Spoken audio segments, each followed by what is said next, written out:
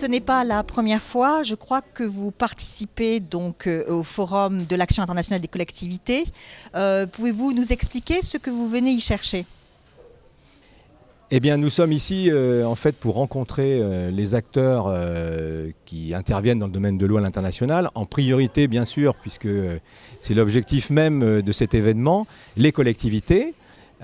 Collectivités qui sont membres de notre partenariat français pour l'eau à travers leurs associations nationales, qui sont toutes membres du partenariat.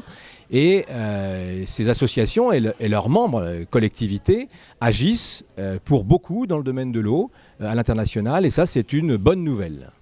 Cette année, c'est la 4e édition donc, de ce Forum pour l'Action internationale des collectivités. Quels étaient vos objectifs plus précisément pour ce 4e Forum ? Alors, notre objectif est de mobiliser le plus grand nombre de collectivités françaises pour qu'elles interviennent en coopération internationale décentralisée dans le domaine de l'eau et de l'assainissement. Aujourd'hui, la moitié de la population mondiale n'a pas accès à une eau potable de façon satisfaisante. Plus de 2 milliards de personnes n'ont pas accès à des toilettes décentes. 90% des rejets en pollution dans les pays en développement sont rejetés sans aucun traitement. Tout ça conduit à une catastrophe sur le plan sanitaire dans les pays en développement, mais aussi, et encore, dans un certain nombre de grands pays émergents, si on pense à la Chine, si on pense au Brésil, si on pense à l'Inde. Ce forum a mis plus particulièrement l'accent sur le continent africain. Pouvez-vous nous parler de votre action en Afrique ? Alors, le partenariat, en fait, mène essentiellement aujourd'hui une action de plaidoyer, donc qui vise à mobiliser les décideurs, donc à différents niveaux, que ce soit au niveau des Nations Unies, que ce soit au niveau des États, des pays dans le monde, mais aussi au niveau des collectivités, à travers des réseaux de collectivités régionaux en Afrique ou dans d'autres continents. L'eau est partout. Et donc tous les décideurs, à tous les niveaux qu'ils soient, doivent prendre en compte cette question de l'eau. C'est absolument essentiel pour tout développement durable. Est-ce que vous pourriez donner quelques exemples de coopération réussie en Afrique ?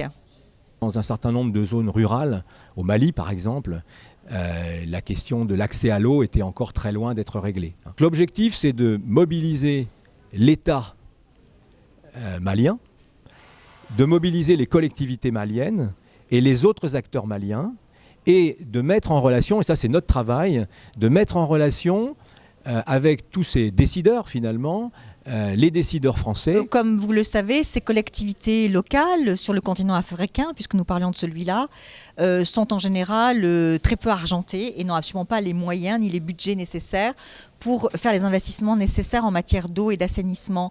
Comment pouvez-vous les aider ? Alors, d'abord le partenariat français n'est pas un banquier, n'est pas un financeur. Son rôle, c'est finalement de mettre les gens en relation. Nous sommes un partenariat multi-acteurs. Ensuite, ces acteurs passent des partenariats. L'Agence française de développement, les agences de l'eau, les collectivités françaises peuvent assurer, puisqu'on parle de questions de financement, peuvent assurer des financements pour des projets dans ce secteur de l'eau et de l'assainissement dans les pays en développement.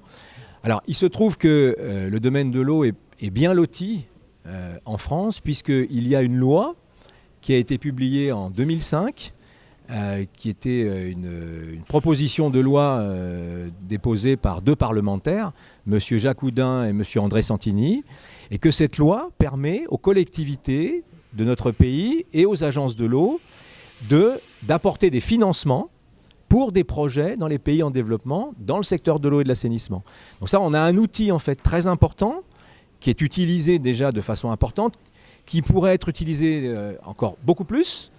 Et ça, c'est le travail justement du partenariat français, de faire en sorte que plus de collectivités françaises se mobilisent et utilisent cette loi et apportent des financements à des collectivités étrangères, notamment africaines, mais aussi ailleurs.